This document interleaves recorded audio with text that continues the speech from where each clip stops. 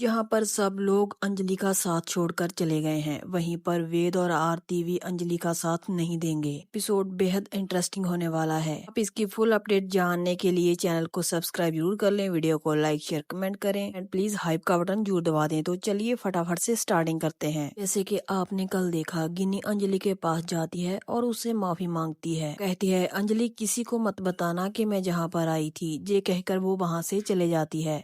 पद्मा को कहती है मुझे भूख बहुत लगी हुई है, मुझे खाना परोस दो। पद्मा कहती है हाँ हाँ वकील दीदी बिल्कुल। वो अंजलि का सामान लेती है और अंदर चले जाती है। यहीं पर पद्मा उसे बताती है कि मैंने युवराज सिंह ठाकुर को फोन किया था, ये बताने के लिए कि चुनाव वाले दिन मैं उसको उसी तरह दौड़ाऊंगी जिस तरह उसने मुझे दौड़ाया था। पद्मा कहती है वकील दीदी इसमें आप मेरे साथ रहेंगी। पद्मा कहती है आप ही तो मेरी सहारा हैं, मेरी शक्ति हैं। हम सब लड़कियां मिलकर उस आदमी को इसी तरह मारेंगे जिस तरह उसने मुझे मारने की कोशिश की थी और मेरी इज्जत पर हाथ डाला था। मैं उसको ऐसा सबक सिखाऊंगी कि वो जिंदगी भर याद रखेगा। देखने वाला हर पुरुष जो एक महिला पर गंदी नजर रखता है, मैं उन सब के लिए एक सबक बनूंगी। आप हो ना मेरे साथ। अंजलि कहती है हाँ पद्मा, मैं हमेशा तुम्हारे साथ थी और हमेशा तुम्हारे साथ रहूंगी। पद्मा कहती है मैं भी आपकी शुरू से आभारी थी और आज भी हूँ। युवराज ठाकर अब तू देखना तेरे साथ क्या होता है। अंजलि कहती है पद्मा एक बात याद रखना, अगर तुम युवराज ठाकुर को कुछ करोगी तो सामने राघव सिंह राजपूत, अभय सिंह राजपूत, चंद्रभान सिंह ठाकुर, काव्या, सबसे खास महक सिंह ठाकुर तुम्हारे सामने खड़ी मिलेगी। पद्मा कहती है खड़ी रहे, मुझे परवाह नहीं है, मारूंगी तो मैं उसे जरूर। आगे हम देखते हैं गिन्नी अपने घर वापस आ जाती है। सिंह कहता है तो आखिर तुम घर वापस आ ही गई, मगर ये मत भूलना कि तुम एक क्रिमिनल हो और तुम्हें देखकर मुझे घिन आती है। ये कहकर अभय सिंह वहाँ से जाने लगता है, मगर गिन्नी उसे रोकती है। कहती है तुम ऐसा मत करो, मैं तुमसे बेहद प्यार करती हूँ, मुझे इस तरह मत ठुकराओ, मैंने पूरी जिंदगी सिर्फ तुमसे ही प्यार किया है। पर अभय सिंह कहता है मैंने भी पूरी जिंदगी में सिर्फ एक ही लड़की से प्यार किया है, वो है अंजलि अवस्थी। अभी वहाँ पर राघव सिंह आ जाते हैं, वो अपना गुस्सा अभय सिंह पर निकालते हैं। वो कहते हैं अगर इस घर की बहू बनेगी तो गिन्नी ही बनेगी, तुम बहू से बात इस तरह मत करो, अंदर जाओ। अभय सिंह वहाँ से जाने लगता है। तभी महक उसे कहती है मैंने बचपन से लेकर आज तक आपके राखी बांधी है, तो उस राखी का कर्ज अभी बाकी है, क्या मांगो? किसी भी तरीके से अंजलि भाभी को छोड़ दीजिए, वो मेरे और मेरे सुहाग के बीच दरार बनकर खड़ी है, प्लीज उन्हें मत आने दीजिए। तभी वहाँ पर साधिका और भैरव आ जाते हैं। साधिका भी अभय सिंह को फटकार लगाने लग जाती है। वो कहती है कैसे छोड़ दे, इसके सिर पर तो अंजलि के प्यार का भूत सवार है। ये जो हर वक्त अंजलि अंजलि करते रहते हो, तुमने क्या कुछ नहीं किया अंजलि के लिए? इतनी बार अगर तुमने भगवान का जप किया होता तो वो भी आकर तुम्हें धरती पर दर्शन दे देते। बस करो अबे, बहुत हो गया। उस लड़की ने अपमान किया है तुम्हारा। मान सम्मान प्रधानगी, ये तुम्हारी जिंदगी में शब्द कोई मायने नहीं रखते, कोई सेल्फ रेस्पेक्ट नहीं है तुम्हारी। वो लड़की शादी के मंडप में तुम्हें ठुकरा कर गई है और तुम अब भी उसी के नाम की माला जप रहे हो। तभी वैभव की बारी आती है। वो कहता है इसका अपना कोई आत्म सम्मान है ही नहीं, और फिर इसकी रगों में राजपूत खानदान का खून ही नहीं बह रहा। तभी अभय सिंह अपनी चुप्पी तोड़ता है। वो कहता है वैभव चाचू आप मुझसे इस तरीके से बात मत कीजिए, ये मत भूलिए कि मेरी रगों में भी इसी खानदान का खून बह रहा है। वैभव कहता है ठीक है तो उठा फोन और उस अंजलि को बोल दे ना ही तुझे वो चाहिए और ना ही उसका प्यार। वो देख अपने पापा की तरफ देख, उन्होंने अपने जवान बेटे को खो दिया था, कहीं ऐसा ना हो उन्हें अपनी बेटी भी खोनी पड़ जाए। अपनी बहन के सुहाग की रक्षा कर, अगर युवराज सिंह को कुछ हो गया तो वो कहाँ जाएगी? राधिका कहती है जी महक तो यही सब कुछ देखकर बड़ी हुई है, जिसके साथ शादी होती है वही भगवान होता है, वही पति होता है। अभी वहाँ पर गौरव आ जाते हैं। वो कहते हैं किस भगवान की बात कर रही हैं आप? वो जिसने इसके भाई का खून किया है, इसे तो मंगलसूत्र निकाल कर फेंक देना चाहिए, उसके नाम का सिंदूर मांग से मिटा देना चाहिए। तुमने मिटा भी दिया था, पहुँच दिया था संदूर, फिर ये इतना नाटक क्यों? और अब राघव सिंह से कहते हैं भैया आप उसकी तरफ से केस क्यों लड़ रहे हैं? उसने आपके बेटे का खून किया है, आप उसको सजा दीजिए। राघव सिंह कहते हैं मुझे पता है उसने मेरे बेटे का खून किया है, लेकिन इस बात को 20-22 साल हो गए हैं, लेकिन मेरी बेटी का सिंदूर और सुहाग ताजा है। महक ने मुझसे अपने सुहाग की भीख मांगी है, उसने मुझसे कहा है प्लीज पापा मेरे सुहाग को बचा लो। राधिका कहती है, अरे वो तो बोलेगी ही, एक भारतीय नारी अपने सुहाग के अलावा और कुछ नहीं जानती। मेरे पति तो मेरे लिए सब कुछ हैं। अब आपकी पत्नी के लिए आप क्या हैं? आपकी औकात अपनी पत्नी के सामने क्या है मुझे क्या पता, लेकिन एक नॉर्मल लड़की अपने सुहाग की रक्षा तो करनी चाहेगी ना। अभय सिंह कहता है, आप बस कीजिए ये सब। वो गिन्नी से कहता है, मेरा प्यार पाने की कोशिश मत करना, क्योंकि मैं अंजलि को प्यार करता हूँ। उसने अभी तक मेरा प्यार देखा है, पावर नहीं देखी। तुम देखना, अगर मैंने उसका गुरूर तोड़ नहीं दिया तो मेरा नाम भी अभय सिंह राजपूत नहीं है। ये कहकर अभय सिंह वहाँ से चले जाता है। इन्हीं पागलों की तरह कभी पापा को, कभी महक को, कभी किसी को कहती है, आप अभय सिंह को रोकिए, मैं उससे बहुत प्यार करती हूँ। गिरगट की तरह रंग बदलने वाली साधिका कहती है, बाप रे बाप, भूत के मुंह में राम राम, तुम्हारे तो सुर ही बदले हुए हैं। कहीं इसके पीछे भी तुम्हारा कोई मतलब तो नहीं है, क्योंकि तुम तो हर काम मतलब से ही करती हो। कभी भी कहीं भी कोई भी रूप ले लेती हो तुम। अभी देख लो कितने प्यार से बात कर रही हो, कितनी इज्जत से बात कर रही हो तुम। रहती तो थी उस माफिया डॉन के पास, भगवान जाने क्या क्या कारनामे किए होंगे वहाँ पर। राधिका गिन्नी पर इतना बड़ा इल्जाम लगा देती है। वो कहती है, क्या रिश्ता था तुम्हारा उसके साथ, भगवान जाने। भी गिन्नी का गुस्सा सातवें आसमान तक पहुँच जाता है और उसकी आंखों में आंसू होते हैं। वो साधिका को कहती है, भूल कर भी मेरे चरित्र पर उंगली मत उठाना,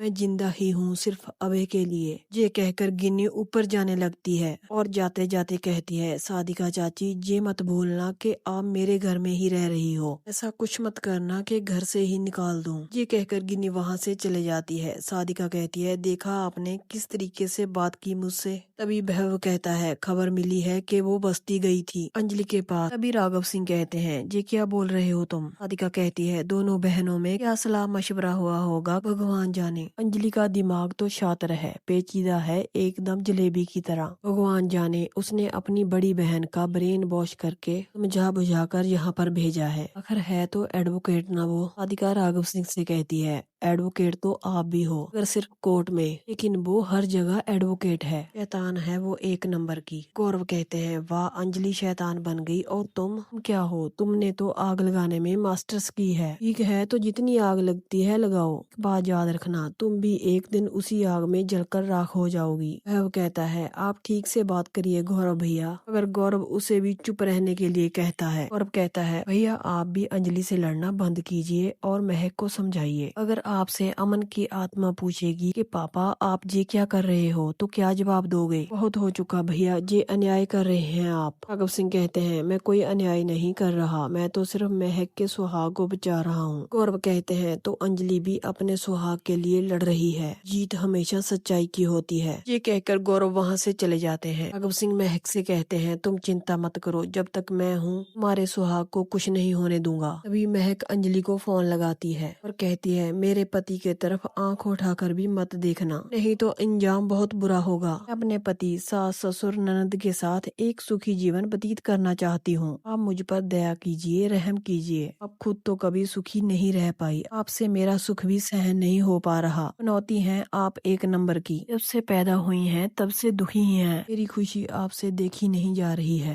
अंजलि रोने लग जाती है। वो कहती है, महक ये सब क्या बोल रही हो तुम। वह कहती है, मैं ठीक ही बोल रही हूँ, मुझे सिर्फ सुहाग चाहिए। अंजलि कहती है, इसी सुहाग को तुमने एक दिन अपनी जिंदगी से मिटा दिया था। वह कहती है, हाँ गलती हो गई थी मुझसे। आप ही बताइए, अपने पति के बिना मैं कहाँ रहूंगी। अब तो मेरा मायका भी मायका नहीं रहा, ये घर भी गिन्नी सिंह राजपूत का हो गया है। आप ही बताइए, ये घर छोड़कर मैं फुटपाथ पर रहूंगी। इसलिए मैं कह रही हूँ, आप मेरे पति के तरफ आंख उठाकर भी मत देखना, वरना इसका अंजाम बहुत बुरा होगा। वे अंजलि महक को कहती है, तुम अंजलि अवस्थी को मत ललकारो, अगर तुम आग में हाथ डालने की कोशिश करोगी तो तुम्हारा हाथ जल जाएगा। तुम अपने सुहाग की हिफाजत करने की कोशिश करो और मैं अपने सुहाग के खूनी को सजा दिलवाने की कोशिश करती हूँ, देखते हैं जीत किसकी होती है। ये कहकर अंजलि फोन काट देती है। पद्मा कहती है, क्या कहा उसने। अंजलि कहती है, उसने बहुत बुरा भला कहा मुझसे, इंसान कैसे बदल जाते हैं। वो कह रही थी कि मैं पनौती हूँ, वो कह रही थी मैं जिसकी जिंदगी में भी आती हूँ। अगले ही पल अंजलि कहती है, मैंने अमन जी से शादी करके उनको खो दिया, इसीलिए मैं जिस भी शुभ काम में जाती हूँ। भी पद्मा कहती है, जी आप क्या बोल रही हैं, अब तो हर नारी के लिए शुभ है, आप एक देवी का रूप है।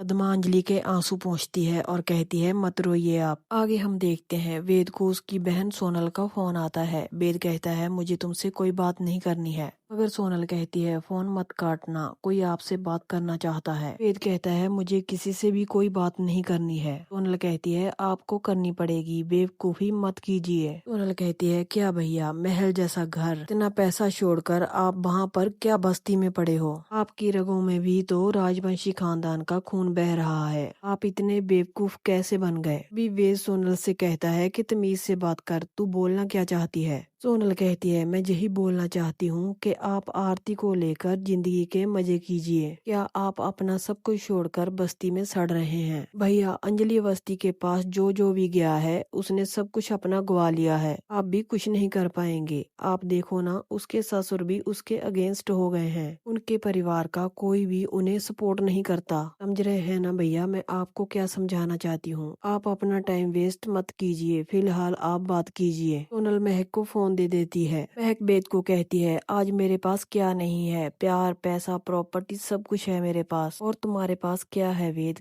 तुम क्यों उस बेकार सी बस्ती में पड़े हुए हो? एक काम करो, तुम आरती को लेकर जहाँ पर आ जाओ, मैं तुम्हें बड़ा बिजनेस का कॉन्ट्रैक्ट दिलवा दूंगी, फिर तुम देखना तुम लोग कितना एंजॉय करोगे, हनीमून पर जाओगे। वेद कहता है तुम्हें नहीं पता मैं अंजलि अवस्थी के साथ क्यों हूँ, बेकार पड़ा हूँ। तभी वहाँ पर आरती आ जाती है। वो कहती है यही तो मैं कहना चाहती हूँ, तुम जहाँ पर क्यों पड़े हो? फिर वो वेद से पूछती है किसका फोन है? वेद उसे कहता है कि महक ठाकुर का। आरती वेद को कहती है लाओ मुझे फोन दो, और महक से कहती है मैं तो इन्हें कब से कह रही हूँ क्यों आप लोग यहाँ पर पड़े हो? ये भी कोई जिंदगी है क्या? से गुट गुट कर मरना ये भी कोई लाइफ है? चलिए क्लब चलते हैं, पार्टी करते हैं, फॉरेन चलते हैं, कैसे जी करेगा वैसे ही करेंगे, इसका फुल एंजॉय करेंगे, बस आप मुझसे प्यार कीजिए और क्या चाहिए, मैं यही तो चाहती हूँ। ये समझते ही नहीं है, नहीं सुनते ये एक भी मेरी। यह कहती है वाह तुम तो बहुत इंटेलिजेंट लग रही हो, एक काम करो तुम अपनी माँ को छोड़ दो और जहाँ पर आ जाओ, अपनी लाइफ को एंजॉय करो। आरती कहती है हाँ मैं एंजॉय करूंगी, बहुत हो गया ये सब, बचपन से बस गरीबी देखकर बड़ी हुई हूँ मैं, एक बीमार माँ की सेवा करती रह गई, कुछ भी तो नहीं मिला मुझे जिंदगी में। आरती की ख्वाहिशें बहुत बड़ी होती हैं, वो कहती हैं मुझे गहने चाहिए, गोल्ड चाहिए, डायमंड चाहिए, मुझे गाड़ी और प्रॉपर्टी भी चाहिए, मुझे सब कुछ चाहिए। यहीं पर इस एपिसोड का एंड हो जाता है। आगे के एपिसोड में आप देखेंगे वेद अंजलि से कहेगा आप अपना नाम चुनाव से वापस ले लीजिए, अब से मैं मंत्री के साथ काम करूंगा। नेक्स्ट एपिसोड की फुल अपडेट जानने के लिए आप हमारे चैनल को सब्सक्राइब जरूर कर लेना, वीडियो एंड तक देखना और फुल एंजॉय करना। तो मिलते हैं ऐसे ही नेक्स्ट एपिसोड की अपडेट के साथ।